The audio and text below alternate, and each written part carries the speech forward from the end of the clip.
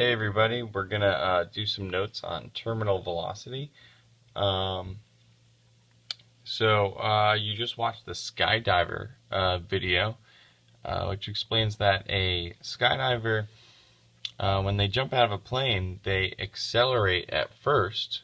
Gravity accelerates them, but eventually that acceleration period stops and they hit a top speed, and they stay at that top speed at a constant speed for the rest of their travel. And this happens to all objects that are dropped in the atmosphere. So why don't we write that down on the side here? All objects dropped through atmosphere reach a terminal or top velocity, and they stay at that velocity until they finally hit the ground. And the atmosphere is really important for that, because if the atmosphere wasn't there, they wouldn't hit a terminal velocity. If we lived in a vacuum where there was no air, terminal velocity wouldn't exist. So it's only due to the atmosphere that they hit a terminal velocity, and we're going to see why that happens. So let's start with the strobe photo of a dropped object here. Just draw that. At first, our dropped object is going pretty slow, and it accelerates, increasing the spacing between the objects. So this will be our acceleration period right here. Let's label that. Acceleration, we have a positive acceleration, increasing speed there. And then as we go on, the object's going to hit a terminal velocity, a constant speed. This happens for all objects dropped on Earth. And there we go. There's our all objects dropped eventually hit this period where they have constant speed. The name of that constant speed is called its terminal velocity. Whatever speed it hits is called its terminal velocity there. Here we have equal spacing. That's how we could tell it has hit constant speed. Now, why do all objects dropped through our atmosphere behave this way? Well, it's due to forces, and we're going to draw a force diagram to explain this. So draw the force diagram over on the left side here, all right? And we're going to draw a force diagram which explains the acceleration portion and the constant speed portion of an object's fall. To draw a force diagram, draw your object and draw all the forces acting on that object. That's all you have to do to draw a force diagram. The direction of those forces is important. So we're going to draw, first we know that the object is being pulled down by, well, who's accelerating it? Gravity is. Alright, so there's our force diagram. But that's not the only force acting on it throughout its travel. There's a force pushing up on the object, which tends to balance gravity's pull. Eventually it will balance it, and that force is the force of, I'm going to draw a shorter arrow for this one here, for this force of air resistance. It's a shorter arrow. You could bold, make gravity's arrow longer because it's stronger than air resistance. So it's stronger than air resistance right now because the object is not moving fast when it's initially dropped. As it gets faster, just like you saw with the skydiver, air resistance plays more of a factor because it touches more air every second it falls. Let me say that again. So as it gets faster, air resistance pushes harder because it's touching more air when it's going faster. Alright? So during the first part of its fall, air resistance is not strong because it's not going fast. Alright? So we're going to say F, oops, that's off here, right there. I'm going to say F air right now. It's weak right now because we're not going fast.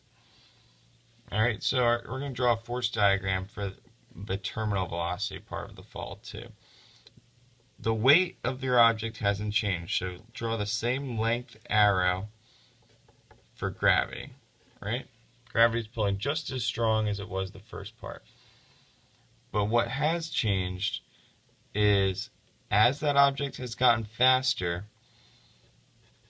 air resistance has pushed harder on it. It's contacting more air now. It's going faster, and it goes faster and faster until air resistance is equal to gravity's pull. Once they equal out, then your object has hit a, yes, you got it. When that happens, your object has hit a terminal velocity.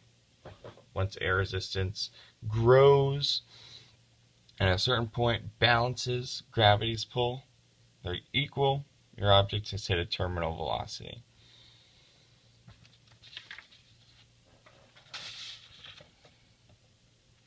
So,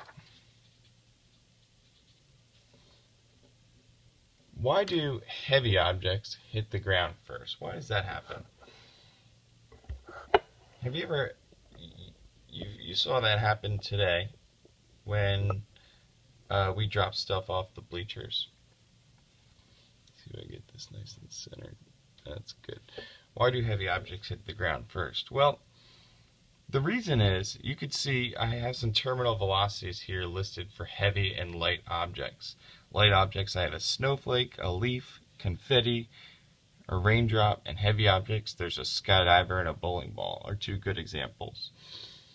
Now, skydive, like you saw in the video, a skydiver does hit a terminal velocity, but it takes them quite a period of time to do it, and when they get there, they have a very fast speed, 125 miles per hour.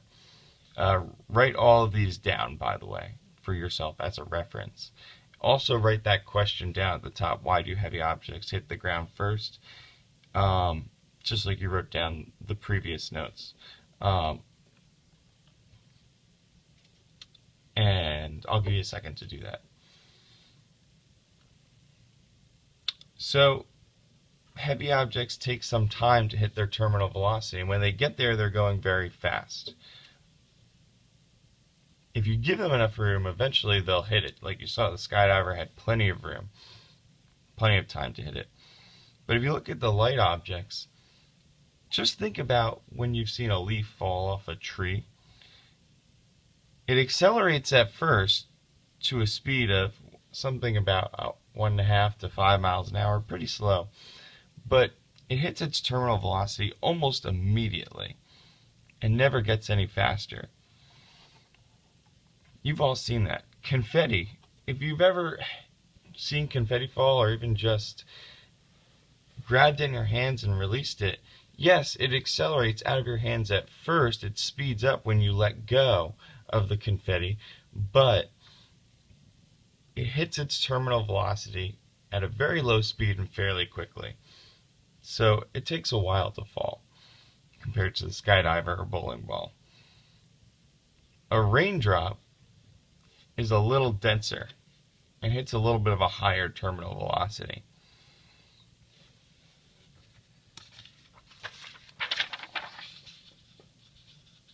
What? Terminal velocity saving lives? No way. That's impossible.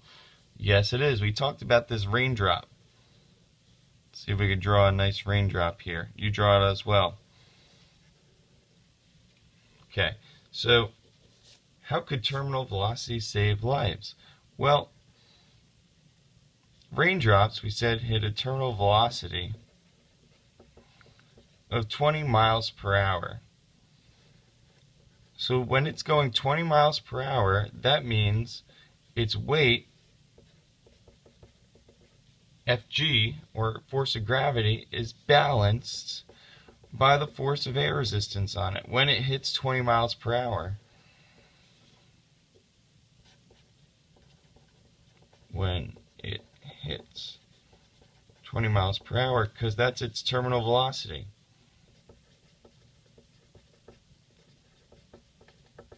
Those are balanced. And it's not going to get any faster at that point. It's not going to get any faster than 20 miles per hour at that point. So, how does that save our life? The reason is that if raindrops didn't hit a terminal velocity, they would continue to go past 20 miles per hour to 21 miles per hour. Not a big deal, you say, but once it gets to 22, 23, 24, 25, 35, 45, what if they continued to speed up? What if there was no air resistance to balance gravity and they continued to speed up to faster and faster speeds? They wouldn't be raindrops anymore. They would be more like rain knives. Think about that.